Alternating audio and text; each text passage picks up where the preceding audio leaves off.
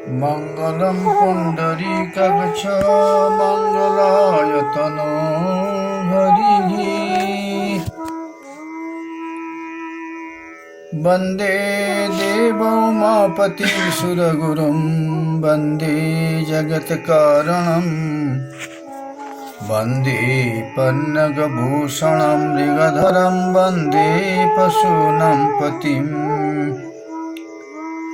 वन्दे सूर्यशशाङ्कवर्णनयनं वन्दे मुकुन्दं प्रियं वन्दे भक्तजनाश्रयं च वरदं वन्दे शिवं शङ्करम्। ओम श्री परमात्मने नमः। मां नर्मदा जी के पावन उद्गम स्थल मैया की बगीचा, तीर्थयात्री परिक्रमावासी सागर संगम पार करके धीरे धीरे मैया की बगीचा के तरफ यात्रा कर रहे जो जितनी समय लगा सकते हैं उतनी ही लगा कर पहुंचते हैं। दमगढ़ अमरकंटक पर्वतमाला के पाददेश बिहार बन के भीतर भीतर चलते हैं, लेकिन चलते समय कहीं कहीं तो रोमांचित हो उठते हैं, अपनी रोएं डर लग जाते हैं। सुना है अमरकंटक पर्वत के भीतर जंगली हिंस्र जानवर का अभाव नहीं है। रास्ते में नजर में आ जाते हैं जंगली जानवर, हाथ यहाँ पर अपने नखूनों से जमीन को खोदा, बिल्कुल सवेरे सवेरे ताजी मिल जाते हैं। खोद के उन लोगों ने अपनी आहार संधान करते हैं, मिल जाते हैं दिमक्का, जितने भी छोटे क्यों ना हो वो खाते हैं। ऐसी स्थल पर केवल भगवान के ऊपर भरोसा करके जो रास्ता में निकल आते हैं, भगवान उनको रक्षक हैं। जाको रखे सैया मार सके न कोई। अब जब पहुंच जाएंगे मैया की बगीचा में तो आपके एक अनुभव होगा कैसी बनाया कुदरत ने। वनस्पतय देवता, वन देवता ने इतने सुंदर बनाए, बड़े बड़े आम, जंगली आम, कटहल, जामुन, असना, कितने प्रकार के पेड़। लेकिन पेड़ इतने ऊंचे हैं, आकाश चुमा लेने के लिए इच्छा है उनकी। इतनी सरस भूमि है, इतनी उर्वर भूमि है, इतनी रसीली भूमि है, आप देख के स्तंभित हो जाएंगे। हे प्रभु, इतनी पहाड़ी के ऊपर कहाँ से जल कौन डाल रहे हैं। आप घर के पास ही जमीन में एक दो पेड़ लगा के हैरान हो जाते हैं, बचाना मुश्किल हो जाता है, मर जाता है।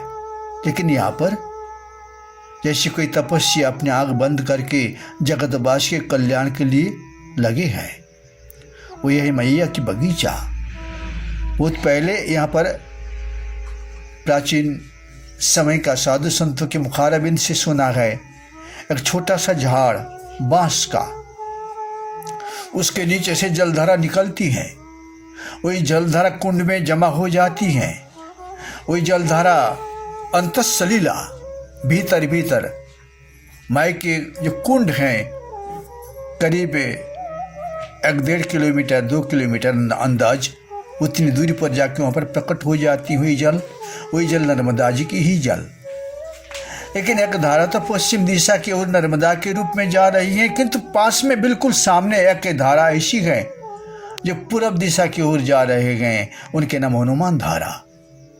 हनुमान धारा दोनों तरफ दो धारा का विकास अमरकंटक पर्वत के ऊपर, यहीं पर परिक्रमावासी दर्शन करते हैं।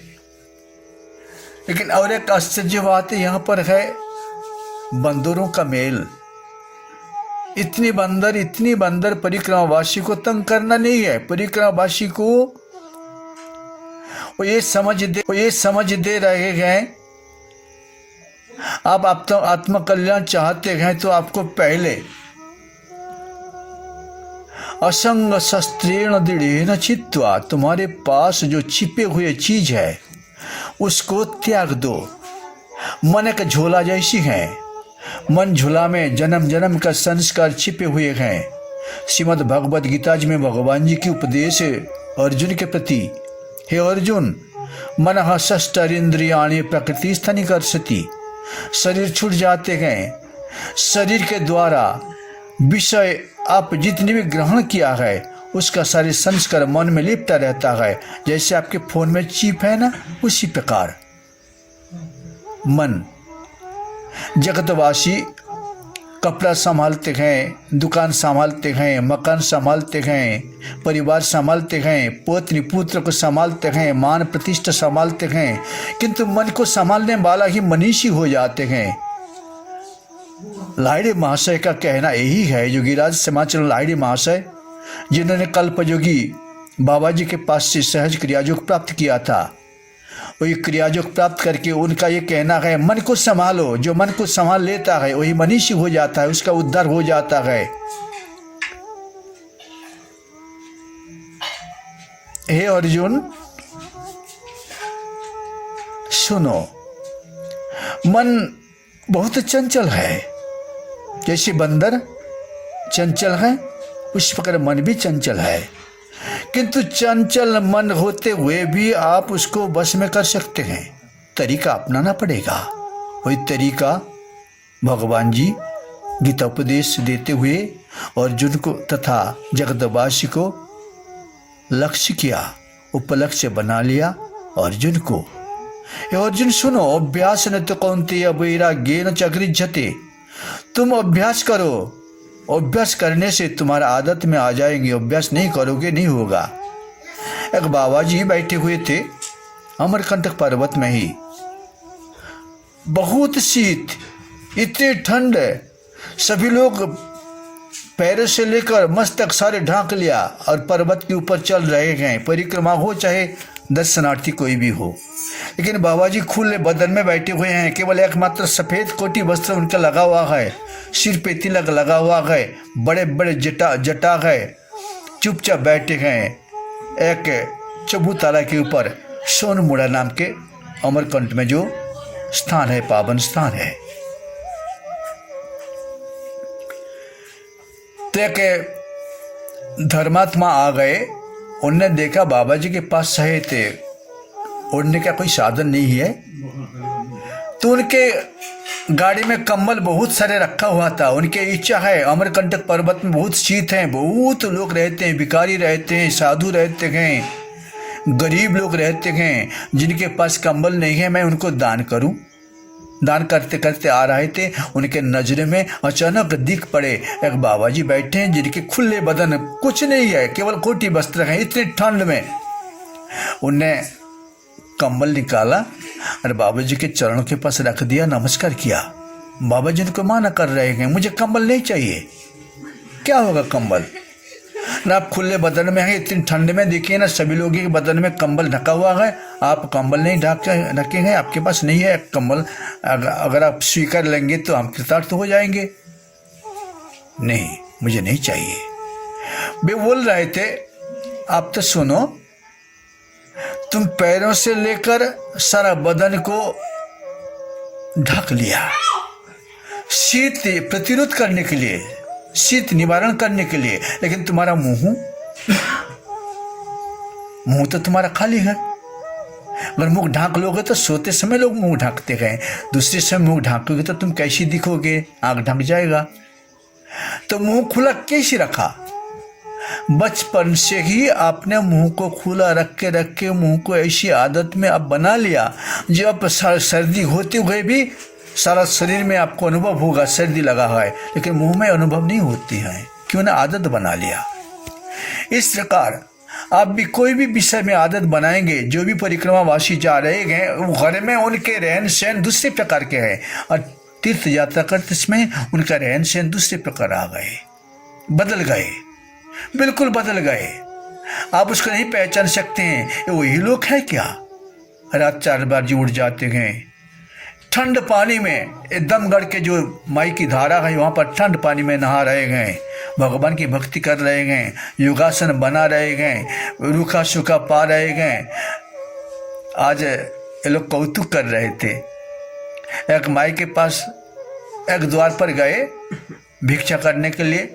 माई बोल रही थी, बाबा जी आटा तो लीजिए, किंतु सब्जी के लिए तो इंतजाम मेरे पास नहीं हो सकती है बाबा जी। मसूर का दाल है आपके पास माता जी? ना। हाँ कि ना, इस देश में मसूर का खेती बहुत होती है, तो मसूर की दाल दीजिए। परिक्रमावासी मसूर की दाल नहीं खाते हैं, मसूर दाल परिक्रमावासी ग्रहण नहीं करते गए। तो बाबा जी जो परिक्रमावासी है उनने कौतुक करते हैं, बोल रहे हैं मुझे कितनी डांट खाना पड़ता है, फटकारना खाना पड़ता है, फिर अपमान सहन करना पड़ता है, और मसूर दाल नहीं खा पाऊंगा क्या? मसूर दाल खा लूँगा, कि इसमें क्या है? इसमें ऐसी तत्व भरा हुआ है जो पोषण तत्व, पुष्टि वर्धनम दीजिए, ले लिया, बनाया, पाया, कोई दोष नहीं है कि ना परिक्रमा के मार्ग है। अब तीर्थ यात्री माता जी के जो उद्गम स्थल वहीं से यात्रा कर रहे हैं, जय जयकार देते हुए आप पहुंचते सोनमुड़ा। सोनमुड़ा माई की ऐसी एक जलधरा है, इतने ऊंचे से तीर्थ यात्री जाते हैं, दर्शनार्थी जाते हैं। एक जलधारा धीरे धीरे पूरब दिशा की ओर जा रहे हैं, जिनके नाम सोनमुड़ा, और पश्चिम दिशा की ओर जलधारा जा रहे हैं, जिनके नाम मां नर्मदा। नर्मदा दाती जैसा नर्मदा जो मोक्ष देने वाली हैं। अब एक और एक अब देखने के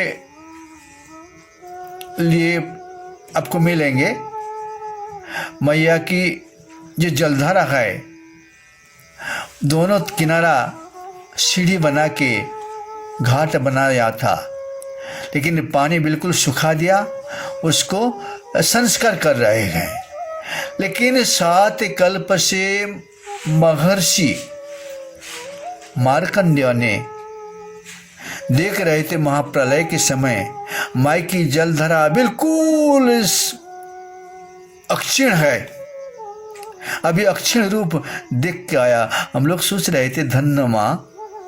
आपने ये भी सुना होगा कोई साल पहले हिमालय में तबाही हो गए थे, उसमें केदारनाथ जी की मंदिर जो है सुरक्षित रहे। एक बड़ा भारी पत्थर आके केदारनाथ जी के मंदिर के बिल्कुल पीछे आड़ हो गए, जिसके आड़ होने से भगवान जी खुद को रक्षा कर लिया। यहाँ पर भी आज आप देखेंगे माई की जल बिल्कुल क्षीण धारा बहती हैं, और दोनों तरफ मशीन से मजदूर लोग सारे घाट बना रहे हैं। तो ये अद्भुत चमत्कार, माई की धारा कीचड़ अब तक तो भर जाता, बहुत कीचड़, दूसरे गड्ढा हो तो वो कीचड़ भर जाता, लेकिन माई की धारा बिल्कुल थोड़ी सी, आप देख के स्तंभित हो जाएंगे। हे माई आपकी अद्भुत लीला है। प्रदर्शन करते करते तीर्थ यात्री वन देवता के घर होते हुए आप पहुंचते हैं यमुना दादर। वहां पर एक आश्रम है नर्मदा शारदा आश्रम, वहीं पर रात्रि विश्राम किया। प्रतिदिन का नियम अनुसार तीर्थ यात्री स्नान ध्यान